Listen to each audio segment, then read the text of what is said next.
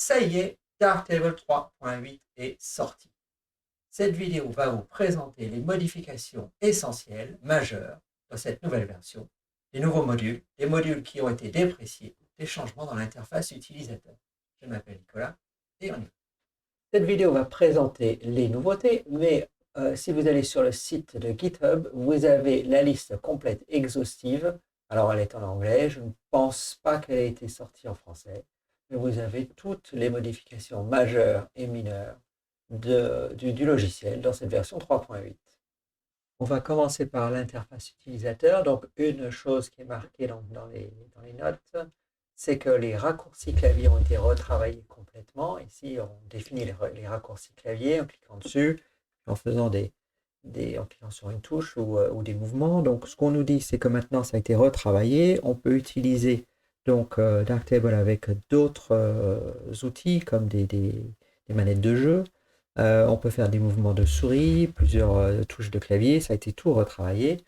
Donc voilà, moi je m'en sers pas tellement, donc j'ai pas vraiment de conseils à donner par rapport à ça. Ce qu'on nous dit aussi, c'est que tous les raccourcis qui ont été euh, enregistrés précédemment ont maintenant été réinitialisés, remis à zéro, et il faut les refaire. Donc voilà pour les raccourcis clavier à explorer pour ceux que ça intéresse. Dans les nouveautés aussi, on a maintenant possibilité d'utiliser les versions CR3, donc les fichiers RAW de CR3 les plus récents. Donc certains boîtiers Canon maintenant sortent du CR3, avant c'était CR2. Donc maintenant le Darktable arrive à les ouvrir, on peut les éditer. Donc ça, voilà, ça c'est nouveau. On a aussi un nouvel algorithme pour démosaïquer une photo. Alors, si je vais ici, dématrissage, donc dématricer, démosaïque en anglais, dématricer. Euh, on a une nouvelle méthode qui s'appelle LMMSE qui est particulièrement adaptée, me dit-on, pour les images qui sont bruitées à ISO très élevé. Alors, c'est pas. Donc, on a plein d'options ici hein, donc à explorer. C'est quelque chose qui intéressera davantage les spécialistes. Lorsqu'on utilise du Fuji, c'est ce que je fais, on a le marqué Stein, je ne sais pas comment ça se dit. Voilà, VNG, on en a nettement moins. Donc, ça, c'est pas accessible pour les Fuji, mais pour les matrices de Bayer, voilà, ça, on a. Donc, ça, c'est nouveau et c'est un progrès. Voilà, ça intéressera ceux qui ont des nouveaux appareils Canon. Alors, tout ce qui concerne la correction des perspectives et le recadrage a été revu, recorrigé. Les modules fonctionnent de la même manière, mais sont réorganisés différemment. On a un bouton de guide maintenant qui est apparu en bas de l'écran qu'on peut utiliser.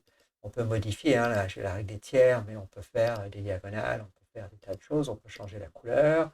Voilà, en rouge, en jaune. Je laisse en gris, puis généralement je laisse la règle des tiers. Donc ça, c'est utilisable dans tous les modules et pas uniquement dans le module de recadrage. Si on veut recadrer une photo, l'idée, c'est qu'on fait rotation et perspective d'un côté et le recadrage d'un autre. L'ancien module recadrage a été déprécié.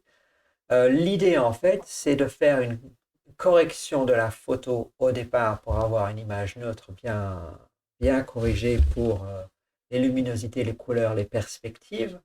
Euh, et puis, dans un second temps, en fait, c'est de faire les modifications artistiques notamment peut-être de couleurs, de balance des blancs, une deuxième, enfin des virages de couleurs plutôt, et le recadrage fait maintenant partie de ces choses, de ces options artistiques. Donc voilà comment ça s'utilise. J'ai déjà fait une vidéo hein, sur ce module de perspective, mais en gros, voilà, on demande la structure. Je ne vais pas avoir grand-chose sur cette photo-là. Peut-être prendre une autre. Voilà, j'en avais une où j'avais un bâtiment. Voilà, celle-ci que j'avais déjà utilisée. Donc, on demande de calculer la structure. Et puis après, on peut ajuster pour les verticales, les horizontales ou les deux avec des options de contrôle-clic, shift-clic, suivant ce qu'on veut. Et ce qu'on a maintenant aussi, si maintenant je quitte ce module, on a un recadrage automatique qui est possible, ce qui n'était pas le cas avant. Avant, il fallait donc dans ce module-là, demander ici le recadrage à chaque fois dans le format d'origine où le plus grand côté c'était désactivé par défaut. Maintenant, on peut le laisser, voilà, si j'ai choisi format d'origine, il va le retenir et il va le faire par défaut. L'idée aussi, c'est je fais ma rotation d'image. Voilà, j'ai la plus grande image possible que je vais corriger pour les luminosités, etc. Et le recadrage, en fait, il va se situer ailleurs. Et si on regarde dans le pipeline, rotation et perspective, c'est avant exposition. Et si j'allume recadrage, ici le recadrage, si je recadre un peu, voilà, c'est ici. Et mis, je l'ai après exposition. Ça n'est pas au même endroit dans la pipeline. Donc voilà, des modifications en profondeur de l'organisation des modules sans que l'interface utilisateur ou les méthodes ne changent. On a deux nouveaux modules. Donc, un module qui s'appelle les flous. Je vais peut-être changer d'image, hein, parce que celle-ci, je vais revenir à les petites fleurs ici, par exemple. Voilà, je vais enlever ma règle des tiers. En bas, la grille, on a un nouveau module flou qui permet de créer du flou. Donc, on choisit le rayon du flou et je vais mettre assez élevé. Et on a un flou d'objectif. On peut choisir le type de flou qu'on veut. Donc, flou d'objectif. Je peux faire un flou gaussien, voilà, qui n'est pas tout à fait le même type de flou. Donc, le flou d'objectif va essayer de resimuler de manière physique un flou créé avec un objectif ici à 5 lamelles. Mais je pourrais faire un flou avec un bokeh plus circulaire. Voilà, si je mets 9 lamelles. Alors la différence, elle est quand même assez visible. Voilà, entre les deux. On peut choisir aussi la concavité, la linéarité. On reviendra à ça dans une autre vidéo sur ce module. On peut aussi faire un flou de mouvement. Voilà, en choisissant, je vais augmenter le rayon qu'on voit ici, donc à l'horizontale, mais on peut choisir la direction du flou de mouvement dans un sens, dans l'autre. Notez que ce module permet de créer du flou, mais ne permet pas de corriger le flou de mouvement. Pour créer du flou. L'autre module, et c'est le gros morceau de la sortie 3.8 de Darktable, c'est le module diffusion ou netteté, qui fait les deux. Alors, module difficile à comprendre, difficile à utiliser. On peut tout à fait cliquer sur des curseurs et il ne se passe rien, c'est normal. Ce module permet donc de faire une diffusion, donc comme la diffusion de lumière. Si j'essaye par exemple d'en faire un petit peu, alors on va essayer de diffuser, voilà, et j'augmente le nombre d'itérations. Alors le nombre d'itérations, c'est le nombre de fois où le module va calculer. En fait, le module va se répéter 40 fois. Donc ça peut ralentir l'ordinateur considérablement. Il vaut mieux avoir un ordinateur avec du OpenCL, voilà, qui permet d'accélérer les calculs. Je vais revenir à quelque chose de plus raisonnable. Donc voilà, de la diffusion de lumière, calcul en cours, voilà, je vais baisser un petit peu les vitesses ici. Donc ça, on peut diffuser dans un sens et on peut créer donc de la netteté dans l'autre. Alors, il ne faut pas faire n'importe quoi, vous allez voir. Alors, la netteté ici, elle est un petit peu exagérée. On a une histoire de sensibilité des bords qu'on va pouvoir augmenter. Pour l'instant, je suis en préparation d'une vidéo là-dessus. Il vaut mieux utiliser pour l'instant les pré-réglages qui marchent très bien. On en a toute une paletankée là. Par exemple, correction du contraste local, on a des flous de correction d'objectifs, du débruitage, il fait tout ce module, c'est incroyable. On peut faire ce que j'aime beaucoup, la suppression de la brume, voilà, qui marche bien, qui utilise 10 itérations, donc un petit peu lent, mais voilà, qui marche réellement très bien. Alors, ce qu'il faudrait faire, si vous voulez faire un masque, sachez qu'à chaque fois que vous allez créer un masque, vous cliquez, il va recalculer. Et si vous avez un nombre d'itérations élevé, ça va être long. Donc, ce que je vous conseille de faire, c'est de baisser le nombre d'itérations à 1, de faire votre masque. Voilà, par exemple, un gradient. Et je vais. C'est pas ça que je voulais faire. Il est en train de zoomer, je ne sais pas ce qu'il est en train de faire en faisant un masque circulaire. Pardon, je fais un peu n'importe quoi, j'ai l'impression. Allez, faisons un masque elliptique. je vais le faire plus petit. Voilà, donc tout ça, c'est assez rapide. Voilà. Et ensuite, quand vous avez choisi le bon masque, vous remontez le nombre d'itérations pour que le calcul se fasse. Vous avez bien compris qu'il vaut mieux utiliser ce module en fin de pipeline, puisque même s'il est fait, qu'il est calculé, que vous ne touchez pas en cours, voilà, ça va avoir lieu. Lorsque vous allez utiliser d'autres modules, vous allez aussi ralentir. Suivant là où vous le mettez dans la pipeline, vous allez aussi risquer de ralentir l'ordinateur parce qu'il va falloir qu'il recrée. Voilà, si je fais une correction d'exposition qui est avant la diffusion netteté dans la pipeline, il va falloir qu'il recalcule tout, ça va être long.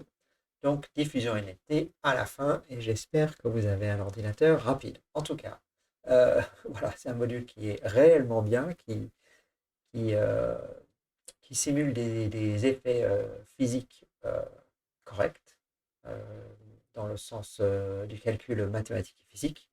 Donc voilà, une très très belle œuvre d'ingénierie informatique avec quelques inconvénients et quelques difficultés qu'il va falloir surmonter. Je vous parlais, j'étais en train de faire un masque, ça me rappelle qu'on a une modification. Alors je vais enlever diffusion et netteté, je vais enlever ici mon exposition. Alors, deux choses intéressantes. Lorsque on crée une nouvelle instance d'un module, il s'appelle numéro 1, numéro 2, numéro 3 et on peut les renommer ici, renommer, et puis je peux mettre gradient, voilà. Et ce gradient, voilà, donc je crée un masque, mettons circulaire, et vous vous souvenez, si je veux augmenter la taille, je fais la molette vers le bas ou vers le haut, et pour l'adoucissement, la molette vers le haut ou vers le bas. Donc deux choses qui ont changé, deux options.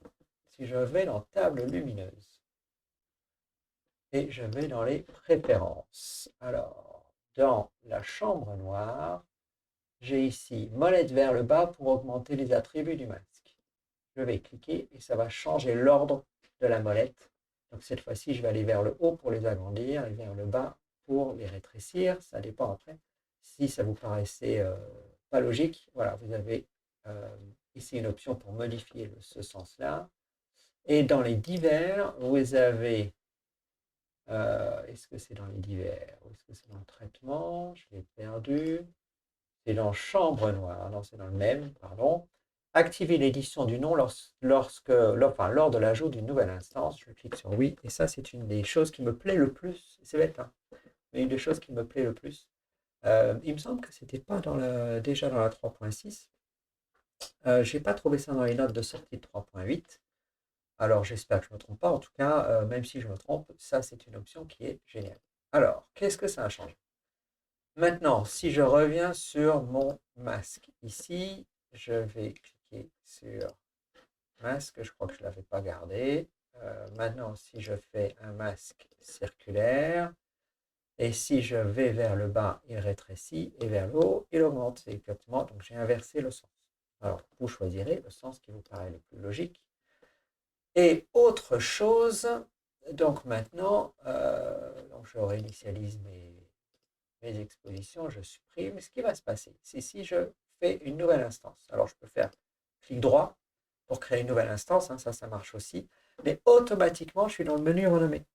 Voilà, je n'ai pas besoin de faire le menu renommé. Et puis je vais faire, par exemple, gradient.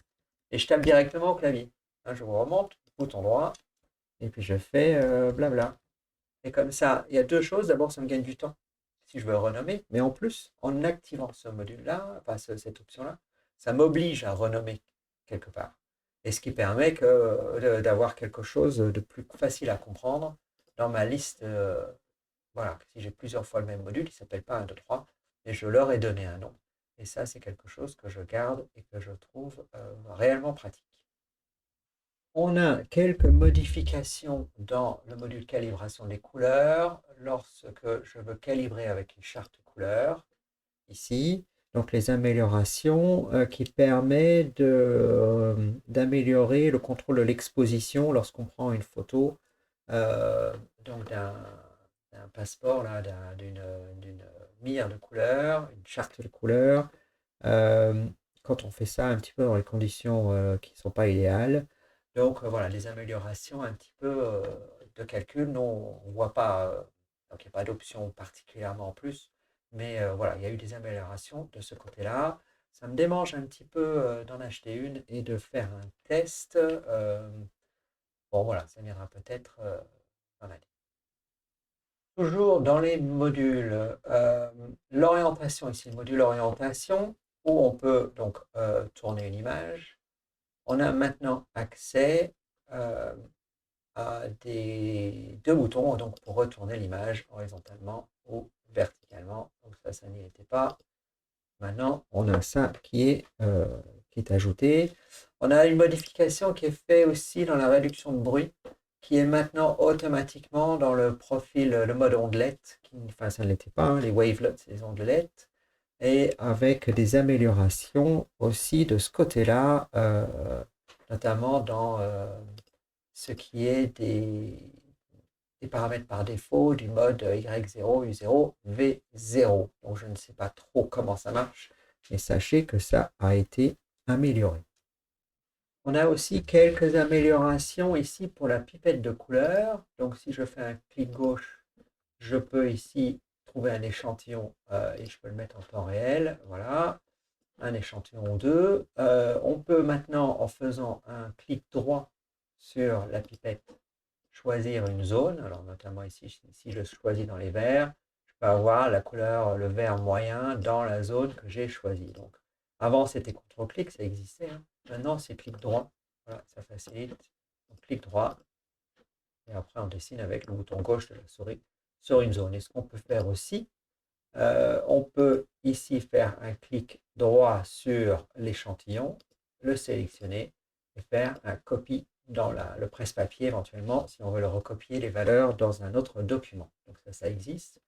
Et on a aussi maintenant accès à ces échantillons de couleurs.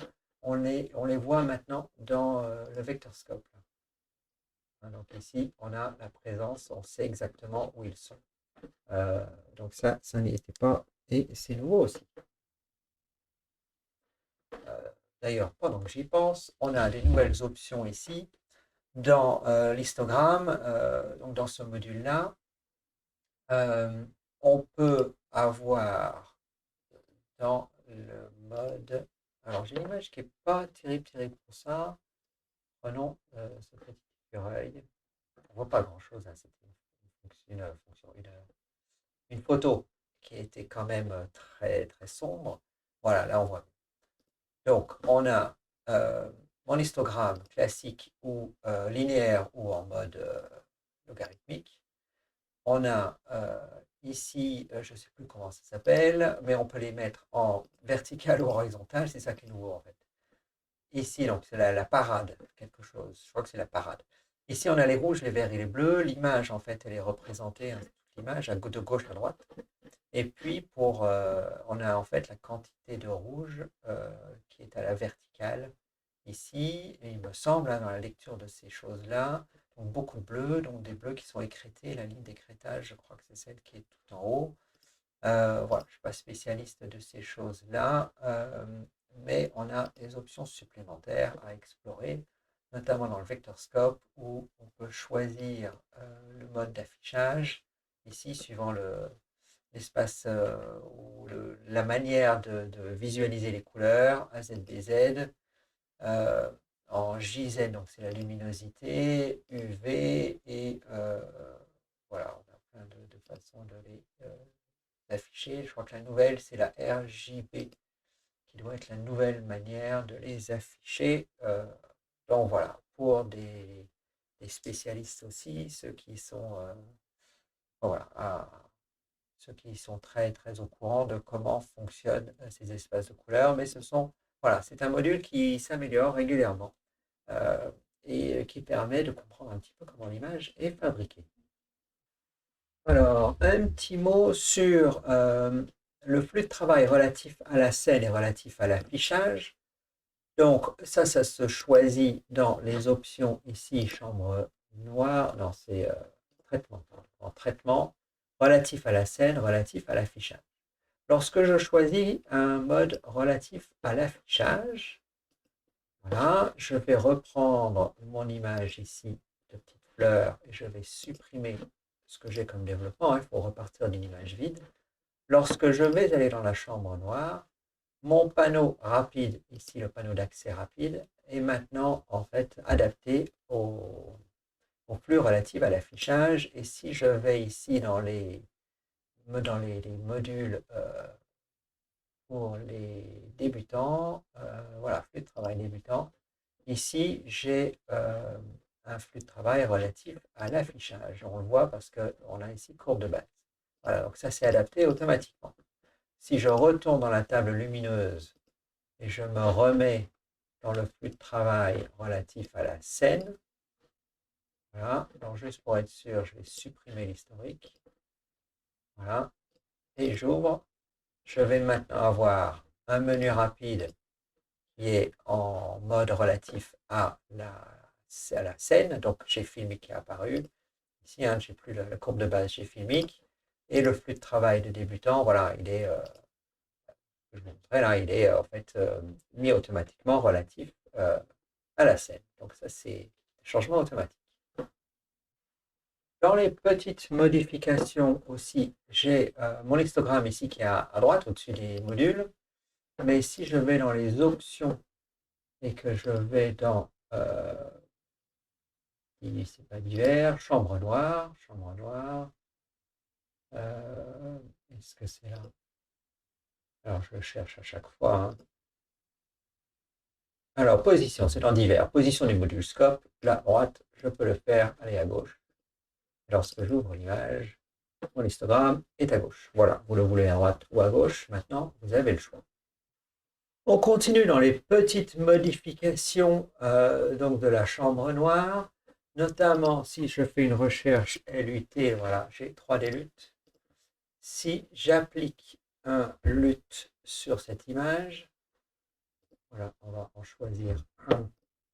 Voilà, j'en ai pas mal, un qui est en noir et blanc notamment. Voilà, donc transformation de mon image en noir et blanc.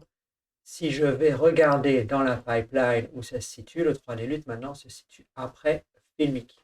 Ça veut dire qu'on peut avoir des zones de l'image qui sont cramées ou qui sont à 0. Si je vérifie ici, je ne sais pas si ça va arriver, voilà. Alors qu'avant le LUT, j'en avais pas. N'oubliez pas que Filmic permet, c'est un compresseur de ton, donc permet de choisir le point blanc et le point noir et toute la gradation entre deux. Pour notre photo 3D, tout ce qui vient après, donc on n'a plus de garantie de garder ce point blanc et ce point noir. On a aussi des modifications qui ont été apportées à l'égaliseur de ton. Donc égaliseur de ton ici, qui nous permettent d'avoir un masque automatique qui va être plus optimisé, nous dit-on. Et puis, on a aussi ici la petite baguette magique. Là. Donc, il y a des modifications, des améliorations donc, qui ont été faites là-dessus. Donc, très pratique la compensation d'exposition. Pour ce qui est la compensation de contraste automatique, je n'utilise pas tellement. Mais bon, c'est très pratique de recentrer le masque avec la correction automatique. Ici, donc des petites modifications en fait dans l'interface et puis dans le code. Et pour terminer, on va aller à la table lumineuse, ici dans les collections. Donc, on a, si je montre ma collection entière là, si je crée par exemple une lettre dans pellicule, je peux choisir de classer maintenant suivant les étoiles. Donc ça, c'est une nouvelle option. Donc, je peux choisir par exemple uniquement les photos qui ont 5 étoiles et je peux enregistrer ça comme un pré-réglage là-dedans. Je peux aussi, n'oubliez pas, hein, rajouter des critères, affiner la recherche, donc c'est faire une intersection, inclure des images. C'est une union pour ceux qui ont suivi mes vidéos sur les masques. et les opérations sur les ensembles, et puis exclure, c'est une soustraction. Donc on peut par exemple affiner la recherche et avoir non seulement des étoiles, mais par exemple choisir uniquement ceux qui sont dans la date de prise de vue, elle serait en 2021 ou en tel mois. Voilà, qui daterait du mois d'avril. J'ai des photos qui ont été rayées ici, qui ne sont plus accessibles. J'ai dû les effacer sauvagement. Je vais les enlever. Voilà, donc ici j'ai les photos 5 étoiles qui datent du mois d'avril. Et je peux enregistrer cette intersection. Regardez le petit pont là, regardez, c'est une intersection.